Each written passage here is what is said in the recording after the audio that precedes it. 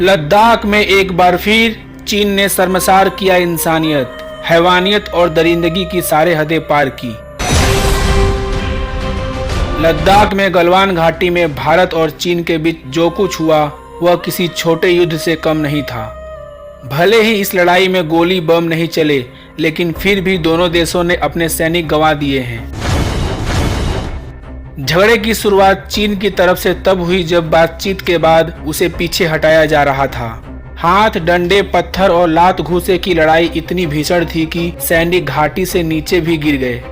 लद्दाख के गलवान इलाके में शाम से आधी रात तक चले इस भयानक झड़प में क्या क्या हुआ आगे वीडियो में देखेंगे। और भारत के शहीद 20 जवानों के नाम के साथ साथ पीएम मोदी ने पहली बार क्या बोला इस पूरे मामले को लेकर, वो भी आगे वीडियो में देखेंगे। तो दोस्तों वीडियो को पूरा अंत तक देखिएगा, और अगर आप हमारे चैनल पर नए आए हो तो चैनल को सब्सक्राइब करके घंटी दबा दीजिए, ताकि आपको भारतीय जवानों का टाइम टू टाइम अपडेट मिलता रहे। बता दें कि सोमवार सुबह ब्रिगेड कमांडर लेवल के साथ लोकल कमांडर लेवल की मीटिंग हुई।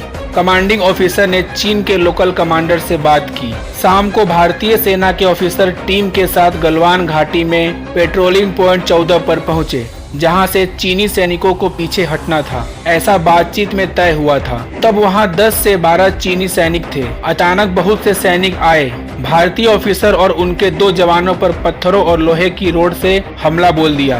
भारतीय सैनिक चौंक गए और इसका जवाब दिया गया। सूत्रों ने कहा है कि चीनी सैनिकों द्वारा भारतीय कर्नल BL संतोष बाबू को निशाना बनाने के बाद एक शारीरिक संघर्ष छिड़ गया और दोनों पक्षों के बीच डंडों, पत्थरों और रोड का जमकर इस्तेमाल हुआ। सेना सूत्रों का कहना है कि संघर्ष के दौरान दोनों तरफ के सैनिकों को काफी चोटें आईं। लड़ाई के दौरान कई सैनिक गलवान नदी में गिर गए। अत्यधिक ठंड और हाइपोथर्मिया ने स्थिति को और खराब कर दिया, जिसमें भारत के 20 जवान शहीद हो गए और चीन के एक कमांडिंग ऑफिसर सहित 40 चीनी सैनिकों के मरने की भी खबर है। बता दें कि करीब एक बटालियन के बीच यह खूनी झड़प हुई, यानी करीब 600 से 700 सैनिकों के बीच ये झगड़ा होता रहा।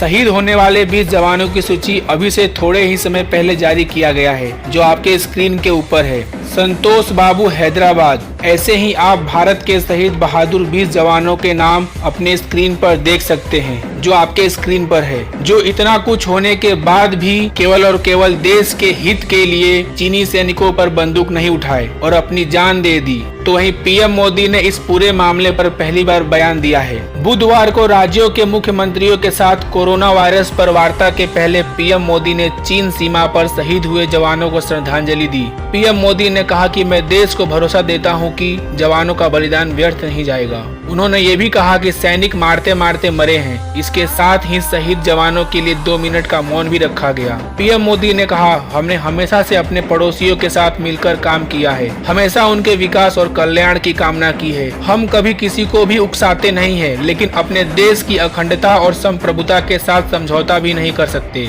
देश की संप्रभुता और अखंडता की रक्षा करने से हमें कोई भी रोक नहीं सकता। इसमें किसी को भी भ्रम नहीं होना चाहिए। भारत शांति चाहता है, लेकिन भारत को उकसाने पर हर हाल में यथोचित जवाब देने में सक्षम है। और हमारे शहीद वीर जवान के विषय में देश को इस बात का गर्व होना चाहिए कि वे मारते मारते मरे हैं।